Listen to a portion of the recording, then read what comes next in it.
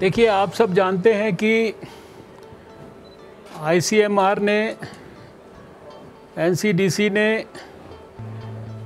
जो हमारा corona virus है इसको टेस्ट करने के लिए देश भर में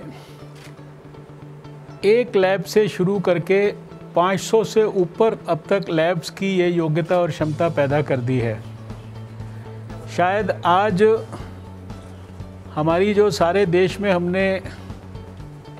कोविड-19 का पेंडेमिक शुरू हुआ उसके बाद से अब तक भारत में 2 मिलियन टेस्ट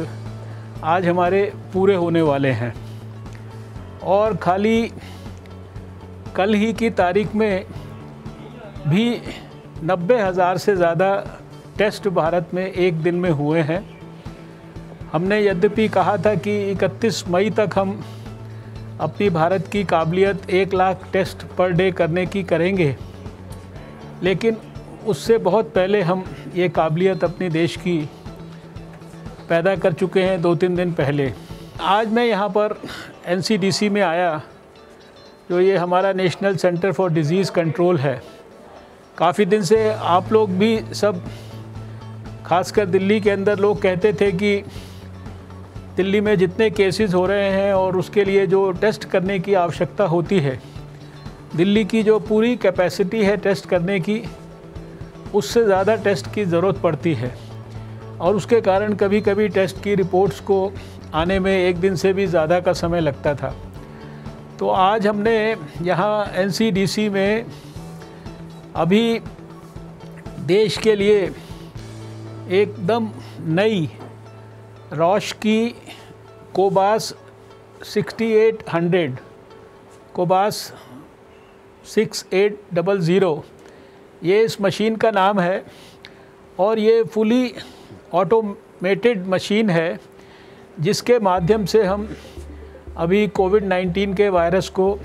डिटेक्ट कर रहे हैं। और एक दिन में अगर रात को मशीन को ना चलाया जाए तो सुबह से लेकर रात तक रफली 800 के करीब तो टेस्ट आराम से हो जाते हैं। और सबसे बड़ी इसकी खासियत ये है कि जो काम पहले हमारा मैनुअल होता था, जिसके कि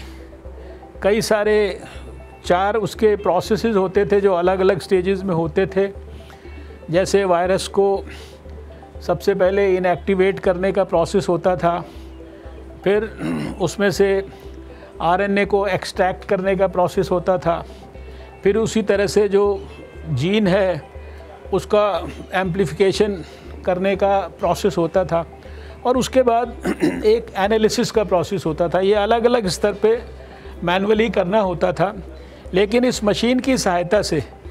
और ये सारे के सारे प्रोसेस ऑटोमेटिक और रोबोटिक्स की सहायता से ये पूरे के पूरे कंप्लीट होते हैं।